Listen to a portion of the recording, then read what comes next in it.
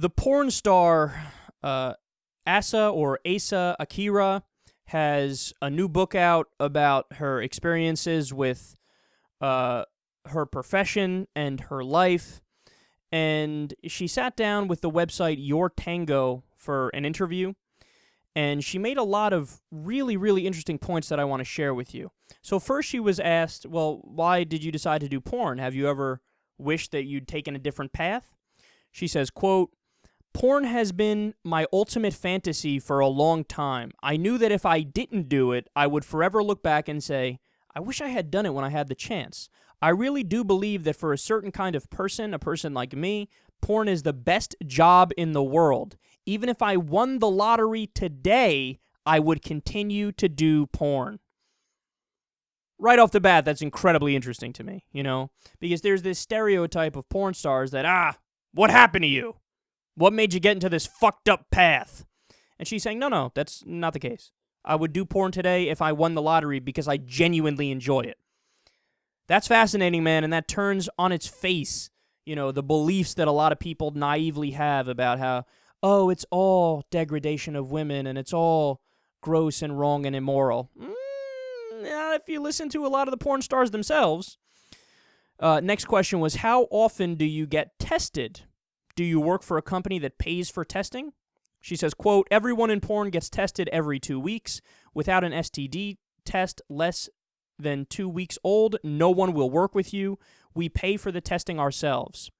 So right there, I don't know whether she realizes it or not, but that's actually a fantastic argument, not only for having legal porn, which we do, but for legal prostitution as well, for legal brothels, okay? Because whenever you have prostitution that's illegal, it's underground, it's in the black market, there's usually drugs and STDs associated with it, and there's no regulation and no worker protections. But if it is legal, then you have regulations, you have worker protections, and you can make sure that everybody's clean and everybody's safe. And you can make sure that the girls are protected too, and they're not dealing with really shady characters. So without even realizing it, that's a great, great argument for legalized prostitution. And it's great that they're getting tested so often in the industry. It's just fucked up that they have to pay for it out of their own pocket. I mean, that should be funded by whatever company has a contract with them. They ask, it's a tough industry in that porn stars are judged for what they do. How do you cope with this societal stigma? She says, quote, "Honestly, it doesn't bother me. I knew going into porn that I was essentially signing up to be outcasted. I'm okay with that. If it weren't taboo, I don't even know that I'd be as drawn to it. Normal is boring." So that's really interesting, man, because I've always argued on this show, and I still will continue to argue on this show, that I think that taboo is bullshit. I mean, the overwhelming majority of people in the world are sexual beings. There's a small percentage that's actually asexual, but almost all of us are, want to get laid. And the idea that that needs to be kept secret and there should be no industries that cater to that, to say that, that's wrong and that's bad and it's taboo. Why? It's totally normal. It's one of the most normal things, literally one of the most normal things you could do as a human being, because it is a bodily function, a natural bodily function that's hardwired into your head that you're driven to, whether you like it or not. It's in your DNA. It's in your genetics. You want to continue your bloodline, okay? So and for her to say, well, I actually kind of like the taboo aspect of it, okay, that's fair enough, and okay, that's fine. It's good that you like it, but I still think the taboo is bullshit either way. And then finally, they say, in your opinion, what's the biggest misconception about porn stars? Quote, "I'd say the biggest misconception is anytime we are generalized as a whole. Like, we are not all drug addicts, rape victims, etc. We are all from all walks of life. Many of us are just really hypersexual, sex-positive feminists." God, I love that, man, because again, it goes back to the first point.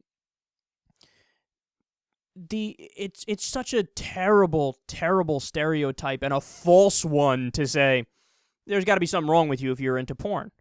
No, a lot of people in porn, not just women but men also, they feel empowered by it. They like the idea of other people getting sexual pleasure from them, and to judge it from the beginning is you're making a mistake if you do that. And also, to the old school feminists who think that, well, we need to not be sexual in any way, shape, or form because we've historically been viewed as just sexual objects, I understand the origin of that belief, and it is true that women have historically been exploited as sex objects for a very long time, and it still goes on a lot today.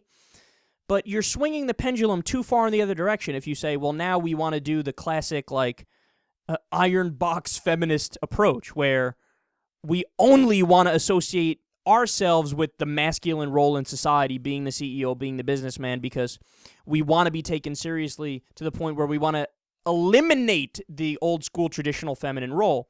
I don't agree with that, because I think that's a rather tyrannical approach to the situation where you say my way or the highway.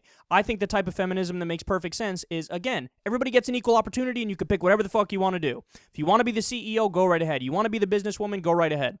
You want to be a stay-at-home mother, go right ahead. Nobody's going to judge you. Or you want to be a porn star, go right ahead. Nobody's going to judge you. And I think that Miss Akira here got it exactly right. Fascinating stuff that she said, and I'm actually curious to possibly read her book, because I want to see exactly what she's thinking and exactly, what led her down this path and why she loves it so much and all that stuff, because it's an aspect of life that up until this point we haven't really gotten a good view inside of the way the machine of porn functions, and this would be a great way to explore that.